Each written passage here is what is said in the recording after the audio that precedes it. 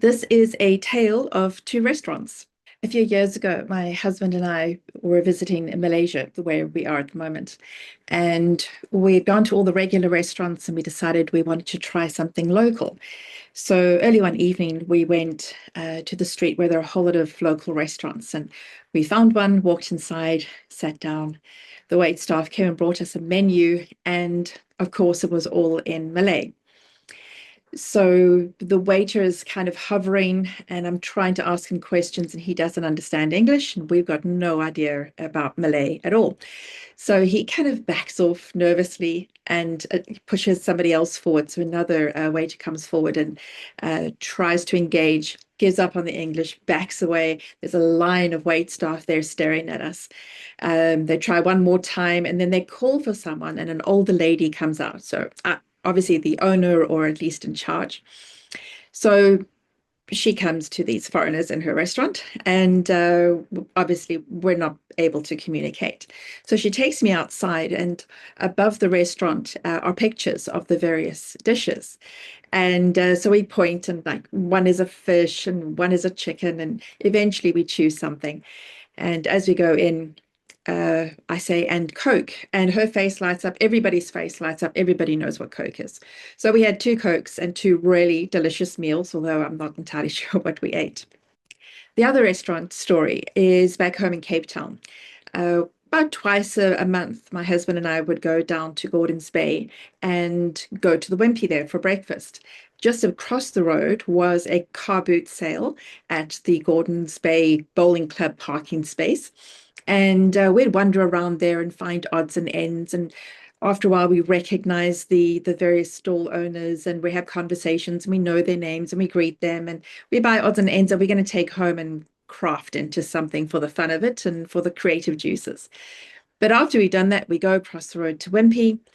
And we were such regulars that we would walk in and greet the staff and greet Judith, the manager, and find one of our two favorite seats and sit down. And the staff would bring us our food. And it was always our regular breakfast, done a particular way with our tea and cold milk.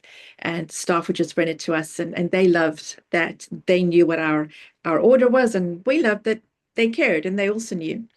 When we actually decided to come and travel a little bit for a couple of months, one of our last visits was to go back there and tell Judith and her team that we were going away for a while, that we weren't just abandoning them.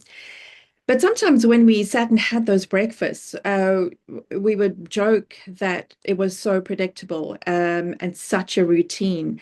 And isn't that a little bit boring? But my husband and I both decided that it's not. It was the routine. It was the comfort of knowing something that was always the same. And on that foundation was what we used to do other extraordinary creative things that we do. And for me as a futurist, I think this is such an interesting thing to think about, a concept, is that we need to have something that is predictable and safe, something that is of comfort to us that we can retreat to. And only then are we able to deal with all of the different things that are happening around the world, the complexity of the world, the pace, the wars, the nonsense around the world that is happening, that is a threat to us. And also that we have to respond to. We have to think about our work in different ways. We have to think about travel now in different ways. We have to find new ways and creative ways of responding to what is happening, or we will be left behind. But we can only be that creative. We can only really expand and extend ourselves if we have the comfort of something to return to. And so that's what I encourage us all to do. Find something that is safe, that you can build off of. And that way we can face the future with so much more energy and anticipation and excitement rather than feeling threatened the whole time.